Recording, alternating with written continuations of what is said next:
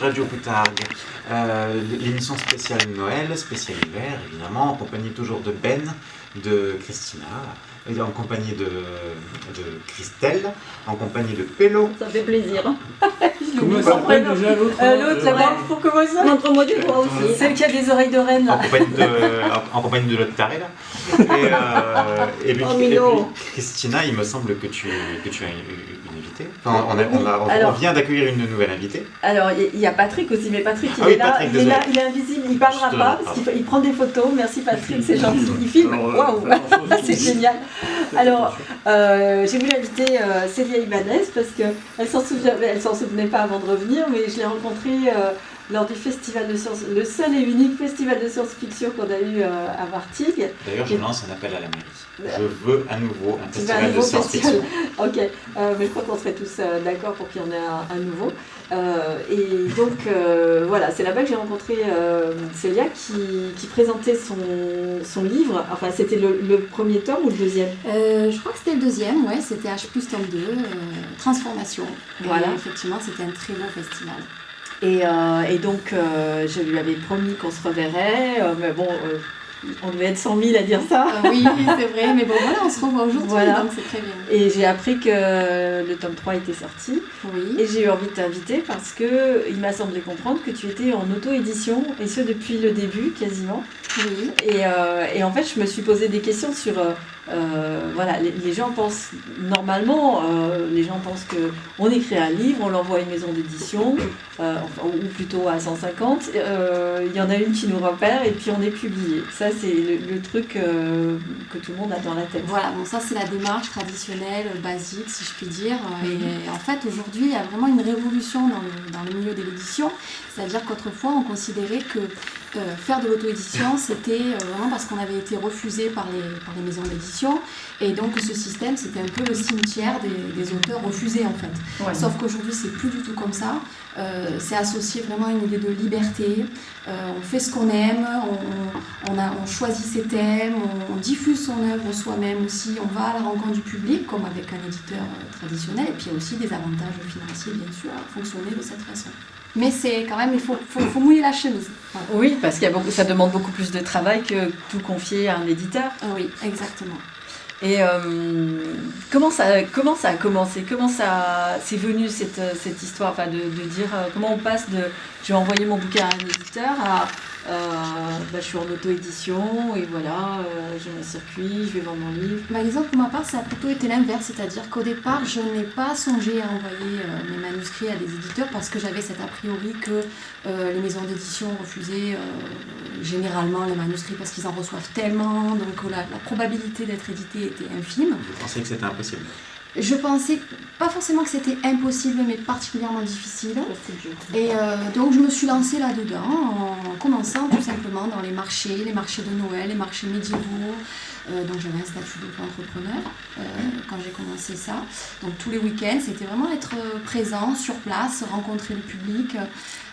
Ce qui est extrêmement énergivore, mais en même temps très gratifiant aussi, parce qu'écrire un livre, c'est pas juste être derrière un ordinateur et se faire plaisir, c'est aussi vraiment voir les gens et avoir des retours sur ce qu'on fait. Il faut oser, il faut avoir l'audace aussi d'accepter la critique, d'accepter les retours positifs comme les retours négatifs, et ça c'est une belle part du boulot et c'est pas évident aussi, hein. Donc c'est pour ça que certains aussi n'osent pas aller faire cette démarche-là parce qu'il faut quand même beaucoup de courage, hein. Et donc au bout de quelques années, je me suis sentie un peu fatiguée aussi de faire ça parce qu'il faut le dire, c'est quand même, on gère tout, hein. On gère la promotion, on gère l'écriture, on gère la pub, on est à la fois community manager, auteur, etc. Donc c'est dans cette optique que j'ai finalement soumis des manuscrits à des éditeurs.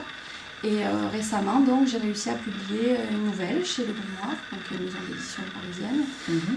Donc c'est bien d'avoir, je pense qu'aujourd'hui, c'est bien d'avoir les deux. C'est-à-dire d'avoir à la fois des ouvrages auto-édités et d'être également chez des éditeurs, petites ou moyennes ou grandes maisons d'édition, si on arrive, parce que ça permet d'avoir plusieurs cordes à son arc et de proposer différents types de textes. Et est-ce que vous êtes passé à un moment complètement écrivaine ou est-ce que vous avez une autre vie à côté? Oui, j'ai fait ça pendant au moins 5-6 ans, vraiment à 100% l'écriture et les ventes dans les festivals. Festival du livre, festival BD et également les foires, comme je vous en ai parlé tout à l'heure. Et il est venu une forme de lassitude aussi. Donc, après j'ai travaillé également dans des centres de formation comme professeur de français, professeur de culture générale. Mais bon, je reviens toujours à mes premiers amours et donc j'alterne régulièrement des activités professionnelles plus classiques avec ça, qui est vraiment ma passion. Et quand on écrit, quel est le processus de création?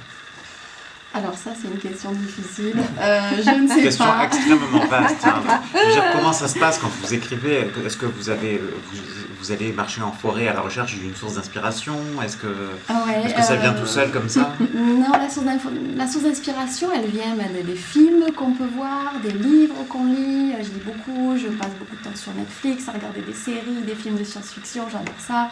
L'actualité aussi, l'actualité scientifique. Je passe beaucoup de temps sur des sites comme Futura Science. J'adore ceci. Voilà, qui sont...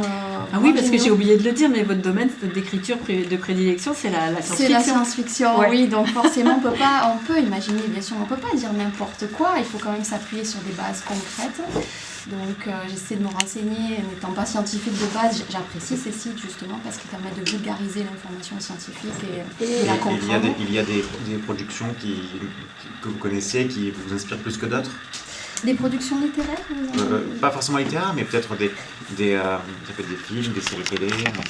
Je pense notamment à une série télé avec une grande porte des étoiles, qui voyage dans l'univers. Oui, Stargate, mais aujourd'hui il y a des très bonnes séries comme Stranger Things. Qu'est-ce qu'il y a? Moi je suis restée vraiment sur les classiques, les X-Files m'ont beaucoup marqué, Au-delà du réel, toutes ces séries des années 90. On est tous fans autour de la table. J'ai trouvé génial. Mais aujourd'hui, Stargate. Stargate, bien sûr. Mais il y a des très bonnes choses, et puis même en littérature, moi je lis beaucoup de littérature dite young adulte, donc la littérature ado, avec des romans comme Hunger Games, Divergente. Là récemment j'ai lu les Lisa Price, Starters et Elders, donc ce sont des romans dans lesquels l'héroïne loue son corps en fait, et des personnes âgées se téléchargent dans son corps, et je trouve ça... Voilà, ce sont des concepts futuristes, et moi ça me fait rêver, ça me fait flipper aussi parce que je me dis peut-être qu'un jour tout ça sera possible. Oui. Et donc ça m'inspire. Oui. Célia, pardon. Oui. Je voulais vous demander, c'est une trilogie? Alors H+, c'est une trilogie, oui. D'accord. Oui. Et par rapport au retour de vos lecteurs, est-ce que vous avez changé un petit peu l'histoire dans le tome 2, dans le tome 3? Est-ce que le retour a fait que dans la création, il y a une... Alors changer l'histoire... Du moins changer certains... Oui, effectivement, le retour des lecteurs m'a pas mal influencé pour la fin. J'ai d'ailleurs lancé sur Facebook une question, c'est-à-dire qu'est-ce que vous préféreriez, une happy end, une fin plutôt triste, une fin ouverte à la japonaise. Donc les retours des lecteurs m'ont quand même guidée. Mais bon, j'avais quand même dans la tête oui, vous avez la trame, votre trame, et ensuite par rapport à la demande, entre guillemets, c'est quoi la différence entre une fin à la française, une fin à l'américaine et une fin à la japonaise? Parce qu'une fin à la française et une fin à l'américaine, j'ai une idée, mais à la japonaise, ça change pas. Happy End, évidemment, et vécu heureux, ils ont beaucoup d'enfants. Ça, c'est l'américaine, etc. Oui, voilà, c'est ça. À la fin, un peu dramatique, dépressive, quand on ferme le livre, on a envie de se tirer une balle, ou en tout cas... On est marqué, voilà. Et puis, ce que j'appelle une fin à la japonaise, on les fait en queue de poisson. Vous savez, ces fins où finalement c'est le lecteur qui va s'imaginer la suite. Tout est possible. Tout est possible, ça laisse la porte ouverte à... On appelle ça la 9e porte. Non, ça c'est autre chose. Ça, c'est un film où à la fin, on voit la 9e porte. On se dit, ouais, je suis arrivée au bon endroit, et là, générique. Super. 1h45, on veut savoir ce qu'il y a derrière cette 9e porte, et au moment où la 9e porte s'ouvre, pof, générique de fin. Super le spoiler en tout cas. Stephen King faisait beaucoup Non, mais il a 20 de ans ce film, il a 20 ans, il m'a traumatisé. Oui, Stephen King, je crois, c'est dans quel film, Pélo, où à la fin ils tournent tous ensemble et que en fait tu t'aperçois que le héros il pense qu'il est sorti du truc et qu'il est en train de tourner avec les autres. C'est cellulaire. C'est pas ça. Il y a un film inspiré de ces. C'est dans Cellulaire. Pébo, si tu aimes les fins en apothéose, je te conseille un film, Your Name. C'est un manga japonais. C'est un film qui est extraordinaire et la fin, elle te retourne le cerveau au sens propre du terme. Donc regarde-le, ce film, il est extraordinaire. En fait, c'est aussi dans la tradition, je trouve plus les mots. On a tellement ri ce matin que je trouve plus les mots. Alors, dans la tradition aussi du fantastique, où justement, tu as une fin comme ça, assez à la japonaise, dans le sens où dans le fantastique, tout est réglé, tout va bien, les gens repartent à nouveau, puis là, tu as une voiture qui passe, et puis au volant, tu as un être mystérieux, et tu comprends que c'est lui qui va continuer. Moi, j'ai horreur de ce genre de fait. J'aime bien lire le livre et savoir vraiment ce qui va se passer, et que ça soit bon ou mauvais, mais qu'au moment où on a terminé l'histoire, on a un sentiment d'apaisement. C'est ça. Donc si on vous lit, on sait qu'on va tout savoir à la fin. Mais justement, j'ai laissé là, j'ai forcé ma nature. Vous verrez. Du coup, vous, quand vous écrivez, comment ça se passe? Vous vous mettez toute seule devant votre écran Oui, toute seule, dans le silence, les boules qui tout ça. La musique, en écrivant, c'est pas pour moi. C'est Bernard Werber qui expliquait que lui, il écrivait en musique. Non, moi, ça me déconcentre. J'ai du mal à me mettre vraiment dedans. Donc c'est le matin, les boules qui l'ordinateur, le thé, le café. Allez, c'est parti. Et vous avez déjà tout dans, les personnages, etc. dans la tête, ou c'est au fil de ce que vous écrivez que des personnages apparaissent ou voilà. Alors justement, au début, donc j'ai commencé avec une saga qui s'appelait Le 5e monde, en 6 tomes, mais j'ai avancé comme ça à tâtons en inventant au fur et à mesure, ce qui est très compliqué, parce que finalement, au fur et à mesure des tomes, on se rend compte que les taux se resserrent, et si on n'a pas bien ficelé son histoire auparavant, ça devient très difficile à gérer. Donc je me suis dit, je vais plus fonctionner comme ça, je vais vraiment faire des fiches sur les personnages et définir la trame à l'avance, même si je me laisse la liberté de bifurquer. Mais je conseille à toutes les personnes qui écrivent et qui décident de se lancer dans l'écriture de thriller, ou que ce soit même du fantastique, vraiment de construire à l'avance leur scénario et les personnages, d'établir, de faire ce qu'on appelle une trame narrative et d'imaginer leur décor et de faire des recherches et vraiment de s'appuyer là-dessus avant de commencer le processus d'écriture. Déjà faire un synopsis et un résumé de l'histoire. Oui, c'est important. Oui, c'est